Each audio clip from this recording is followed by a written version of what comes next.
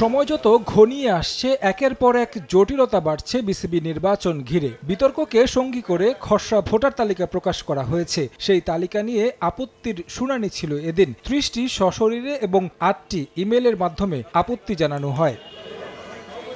সকাল 10টা থেকে 5টা পর্যন্ত ছিল শুনানির সময়। সকাল থেকে একে একে আসতে থাকেন কাউন্সিলররা। সাবেক পরিচালক লোকমান হোসেন ভূঁইয়া, ইফতেখার মিঠু, মাসুদুজ্জামানরা অংশ নেন নির্বাচন কমিশনের শুনানিতে। ভোটের প্রক্রিয়া নিয়ে অসন্তোষ জানান তারা। নির্বাচনী প্রক্রিয়া নিয়ে সন্তুষ্ট না, কারণ এখানে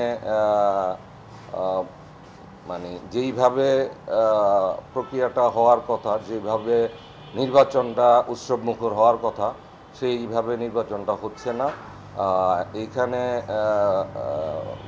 ভোটকে কন্ট্রোল করার চেষ্টা বিভিন্নভাবে হচ্ছে, ষড়যন্ত্র অবশ্যই হচ্ছে। এটা আমি বিগত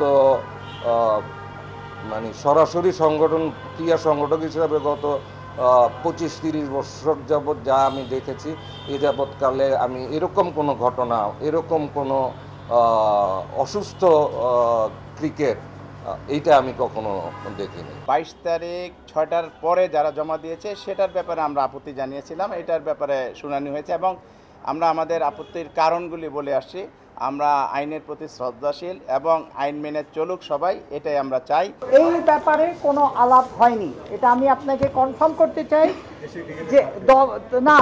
তবে যে বিষয় চূড়ান্ত সিদ্ধান্ত গ্রহণের এখতিয়ার নির্বাচন কমিশনের উপর ন্যস্ত হয়। এই ব্যাপারে এটা কেমন করে চিঠি হলো, আমাদেরও কোয়েশ্চেন টু বিসিবি ম্যানেজমেন্ট যে how this was without board approval, how this was. আপত্তি এসেছিল তামিম ইকবালের কাউন্সিলরশিপ নিয়েও, তবে নির্বাচন কমিশন সেই আপত্তি আমলে নেয়নি। কমিশনের সঙ্গে কথা বলেছেন 15 ক্লাবকে খসড়া তালিকা থেকে বাতিলের বিষয় নিয়েও। শঙ্কায় আছেন নিজের কাউন্সিলরশিপ নিয়েও। এই জিনিসগুলো কেন করা হচ্ছে এটা আপনাদেরকে কাউকে আমার বলার দরকার নেই। সিম্পল একটা কথা, এই জিনিসটাকে ইলেকশনকে একটা সাইডকে উইক করার জন্য করা হচ্ছে, এটা সবাই জানে। হ্যাঁ, আমার কথা হলো যে আমাদের এত খারাপ সময় এসে গেল যে জিতার জন্য বা নিজের ইচ্ছা পূরণ করার জন্য আপনারা 300টা ক্রিকেটারের লাইফের সাথে আপনারা খেলা শুরু করলেন। আপনারা চিন্তা করে দেখেন আমি যা বলছি কোনো যুক্তি ছাড়া কি কোনো কথা বলছি কিনা। ক্রিকেট বোর্ডের ইতিহাসে কোনো দিন এত নোংরামি আমরা কোনো সময় দেখিনি। একটা জিনিস আবারও বলে দিই, যে জিনিসটা আপনারা করে যাচ্ছেন, করতেছেন, এটা কিন্তু একটা হিস্ট্রি হয়ে যাবে। এই জিনিসটা কিন্তু একটা রেকর্ডেড রয়ে যাবে। পরবর্তীতেও কিন্তু এই জিনিসগুলোই ফলো করা হবে যে আমার অফিসিয়ালি রিটায়ারমেন্ট ঘোষণা করতে হবে। যদি এই কেসই হয়, বিসিবি যে 15 জনের তালিকা দিয়েছেন, মোহাম্মদ আশরাফুল তো রিসেন্টলি ইংল্যান্ডে ক্রিকেট খেলে এসেছেন। আমিনুল ইসলাম বুলবুল ভাই আমাদের প্রেসিডেন্ট, উনিও অফিসিয়ালি কোনো জায়গায় রিটায়ারমেন্ট ঘোষণা করেন নাই। If you want to catch me in that way, then they also get count. Pressure আমার উপরে অনেক আছে।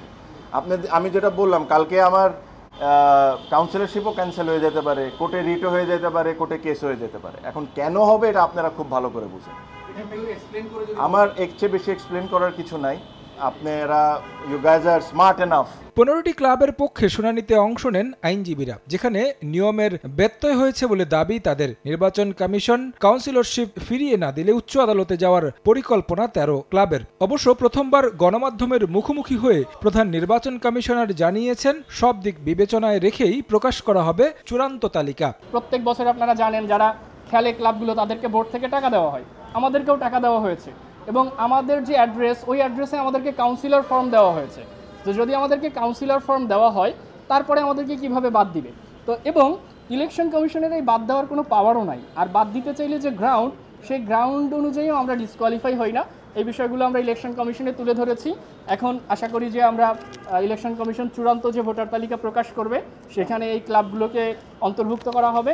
যদি করা না হয়, তাহলে আমরা উচ্চ আদালতে গিয়ে এটার ব্যাপারে প্রতিকার প্রার্থনা করব। 15টা ক্লাব সম্পর্কে যে অভিযোগ, সেই অভিযোগের উপরে আজকে লয়াররা শুনানি করেছেন, ক্লাবের মালিকরা, কাউন্সিলররা সবাই শুনানি করেছেন। আমরা সবার শুনানি নোট নিয়েছি, সেইটাই বেশি ইম্পর্টেন্ট। এগুলির উপরে যাচাই বাছাই করেই আমরা সিদ্ধান্ত দিব।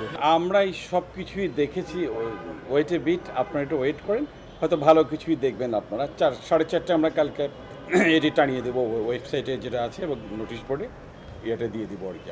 আমরা সব কিছুই হেয়ারেই নিয়েছি, আমরা আবার বসবো, এই সব কিছু চুলচেরা বিশ্লেষণ করে আমরা রেজাল্টটা নিয়ে দেব ইনশাআল্লাহ। দীর্ঘ 4 মাস পর বিসিবিতে পা পড়েছে সাবেক সভাপতি ফারুক আহমেদেরও। নির্বাচন কমিশনের আপত্তির শুনানিতে অংশ নিয়েছেন তিনিও, যদিও গণমাধ্যমের মুখোমুখি হননি।